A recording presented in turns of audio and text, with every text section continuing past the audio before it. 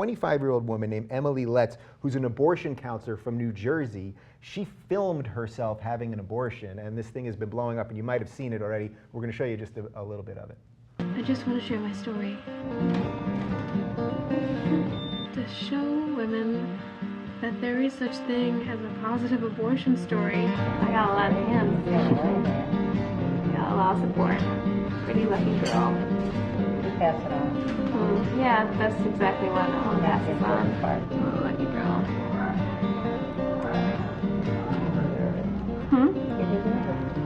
Everyone deserves it. Okay, so obviously she was trying to show a positive abortion story, and she's obviously pro-abortion. She's an abortion counselor. I believe that a woman has a right to choose, and I have no right to tell a woman what to do with her own body.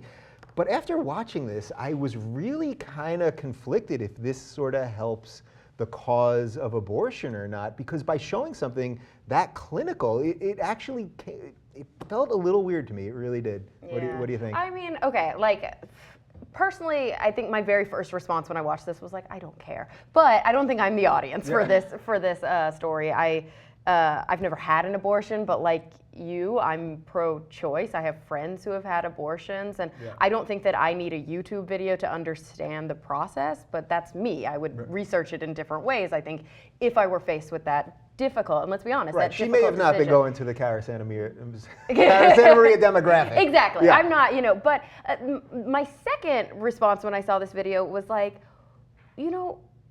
like it's not well done. Like I think that was my problem. She was trying to force with the music and like, oh, it's a positive experience. It's like, okay, it's a personal experience. Yeah. It's an experience that could have often does have positive ramifications in somebody's life down the line. But I don't know if having an outpatient procedure is like, something that needs violin music behind it. It just, you're right, it puts a bad taste in your mouth a little bit, and I think more than anything, all this video is really going to do is going to polarize people. If you look at where it was posted, the article where I first read it from was on a conservative site, and the vitriol in the comment section was like, I mean, granted, she must have known that was going to happen. I don't blame her. I think that, she has the right to make this kind of statement. And honestly, maybe if she did touch one or two young women who were like, I want to do this, but I'm afraid. I think that it's going to hurt. I think it's going to, ruin my life. And they watch that and they go, oh, maybe it's not that bad. I actually do have an option. I guess that's a positive outcome. I mean, well, and you're totally right about strengthening the other side thing, because once this thing got posted on Drudge, then it goes across the right-wing blogosphere and everyone starts ranting against it. Do you generally agree with I mean, I generally do. I feel bad because you're right, it did get posted on a conservative website. The comments were so hateful towards her. They said that she got pregnant on purpose so that she could do this and get all this attention, which is just because ridiculous. Women love having abortions, I mean, right? I mean, I'm not a woman, so much but fun, right there, no, it's like really it's horrible. parties and... It's a really touchy subject, and like I almost try to avoid saying that I'm pro-abortion and say that I'm pro-choice, because no one wants to be pro-abortion, like, yeah, abortions are awesome. Yeah, it's so funny how many people think that like, it's something that most women use as a form of birth control because it's somehow easier. It's somehow easier to just not think about it, get laid, what the fuck ever, I'll just take care of the baby. It's like, no woman wants to do that. It can't be comfortable, and it is emotional for most people. And it has a lot of medical problems. Sometimes people can't get pregnant after having an abortion. There's a lot of serious consequences with it, and it can be psychologically detrimental, which is something that I think one of the biggest reasons why I didn't like this video is because she was just so like happy the whole time, and that's good because, like you said, it's important to show girls who've already made the choice to have an abortion that it's not going to hurt, it's not going to be as horrible as they might think it could be, and it kind of gives them some reassurance, but at the same time, it's kind of like almost encouraging in a way. Right, so it sounds like you both agreed that her idea was good here, but that the way they produced this with the music and, like she was going so far out of her way to make it seem like it was okay, that also, we don't see the clinical things. It sort of reminded me of like the death penalty. When we don't see these people being put to death, I'm against the death penalty anyway, but like if we don't see it, we don't know what's going on. And by seeing her laying there, it felt much more human. It actually was making me rethink my position a little bit. I'm still pro-choice. Yeah, I mean, that's kind of why my first reaction was just like the production values were so terrible. I feel like if it had been produced a little bit differently, like if she had, you know, edited things a little bit differently, it looked like she selectively edited to only show the parts where she was the most comfortable. She never once said like, okay, this part is a little uncomfortable, okay, I'm past it. If it had felt a little more real to me, because I do kind of like the idea that we were in that room with her, experiencing it with her, and she was sharing that intimate moment so that people would understand, like, if I can do it and you're afraid to do it, but you know you need to do it, you can do it too. Yeah. But it was almost forced in this weird kind of positive kumbaya. There's a little bias, like you said, you're just unrealistic. Just no one's gonna be that excited and that happy to go through this process. I feel like it should have showed both sides. Right, and of course, you know, I'm not saying she got pregnant. I'm not going on that route to say she got pregnant to do this video, but obviously her allegiances are where they are because she's an abortion counselor, so she wanted to spin it in a certain light. What do you guys make of the men, basically, that try to tell you what to do with your bodies? Because it's pretty much all men, or a huge percentage of men that are always voting on abortion, and even writing the legislation, legislation, all of that. And I'm always fascinated by it because I literally cannot understand how someone who does not have the body parts can tell you what to do with your body parts. Yeah, I totally agree. There needs to be more women in legislation so that kind of thing doesn't happen. But I don't want to be too one-sided because I feel like certain women who are in relationships have abortions without telling their significant other, and that can be kind of a gray area, I think, where you might need to actually talk to the father.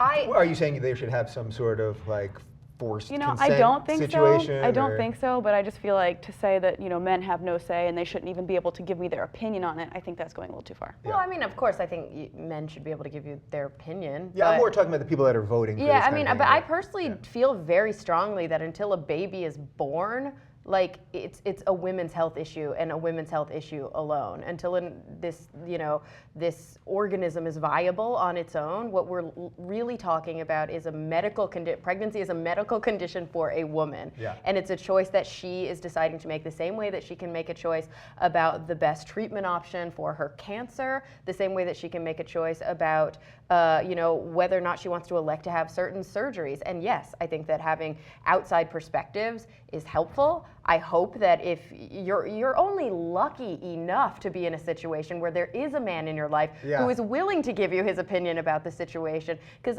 many times when a woman is faced with the decision of having an abortion, she's on her fucking own, and that's even more difficult. But it's her choice. Fundamentally, it is her choice, and nobody has a right, whether we're talking about legislators or we're talking about people with personal relationships, to tell a woman what she can and can't do with her own pregnancy, because until that baby is born, it is a women's health, a medical issue. So you're saying until that baby is born, do you guys have a cutoff? Is there a cutoff point? Because that's the other debate. You know, is it the 2 trimesters? Is it? Because it seems to me that if you were to say 8 months, well, that baby probably could live. I think it's silly to draw a line, to be honest. It's what? I think it's silly to draw a line. Like, obviously, when the baby is born, then there are certain legal issues that you can't argue with. Right. But before then, I feel like it's an individual's, perspective on the situation, and that's why I'm pro-choice, because my opinion on that might not be the same as somebody else's opinion on that, and I recognize that.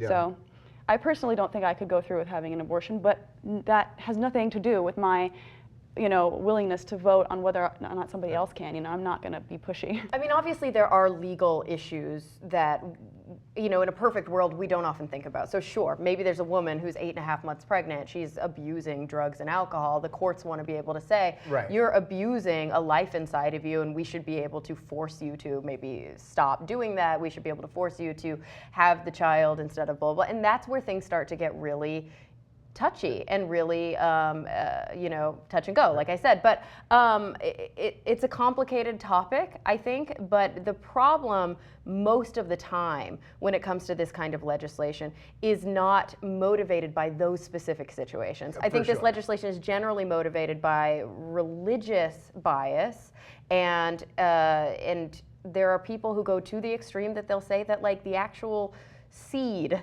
the actual sperm is, you know, ordained by God, and that shouldn't even be spilled. So I think that I'm pretty sure my sperm is not ordained by God.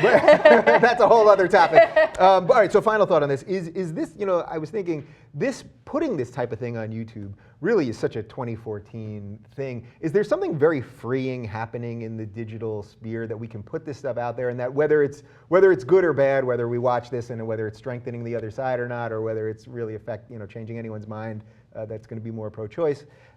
This is all good, though, just the information, right? Yeah, I think that overall it's a positive thing just because it does give that comfort to girls who've decided to have an abortion. But I do see how it can really be a lightning rod for the opposite side. Yeah. And that's what frustrates me the most, because religious people are the ones who are saying, don't masturbate, don't use condoms, don't take birth control, and then they want to legislate against abortions. It's like, well, maybe if you were a little bit more open-minded about prevention. It's very cool that we're living in a world right now where free speech is kind of helped by multimedia and by the fact that we can use something as simple as the camera on our phone to produce a video and to tell a message in a much more compelling way than just standing outside and hoping that people will gather around us to hear what we have to say. And we at least have that freedom on the internet for a little while longer, although net neutrality was struck down, which we've also talked about 1,000 times. So, good luck to us all.